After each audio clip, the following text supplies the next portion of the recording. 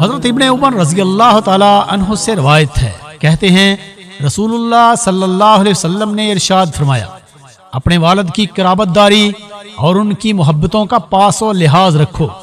ان سے رشتہ ناتا نہ توڑو، ورنہ اللہ تعالیٰ تمہارے نور کو بھی بجھا دیں گے، یعنی تمہارا بھی کوئی دوست و ساتھی نہیں رہے گا، تم تنہا اور اکیلے رہ جاؤ گے۔ حضرت انس رضی اللہ تعالی عنہ سے روایت ہے، کہتے ہیں رسول اللہ صلی اللہ علیہ وسلم نے ارشاد فرمایا، اگر نافرمان بیٹے کے ماں باپ یا ان دونوں میں سے کسی ایک کا انتقال ہو جائے اور یہ بیٹا ان کے لیے برابر دعا و استغفار کرتا رہے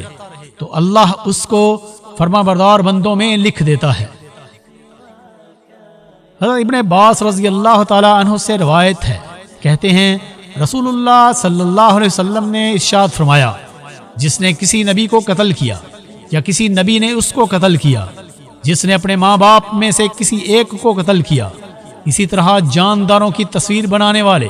اور ایسا عالم جس کے علم سے لوگوں کو نفع نہ پہنچے، ایسے لوگ قیامت کے دن دوسرے گناہ گاروں کے مقابلہ میں سخت عذاب میں مبتلا ہوں گے۔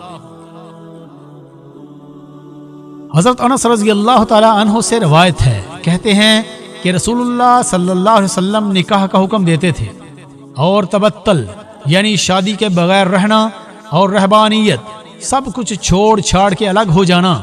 اس سے سختی کے ساتھ منع کرتے تھے، اور یہ بھی فرمایا کرتے تھے کہ محبت کرنے والی اور بکثرت بچہ جننے والی عورتوں سے نکاح کرو،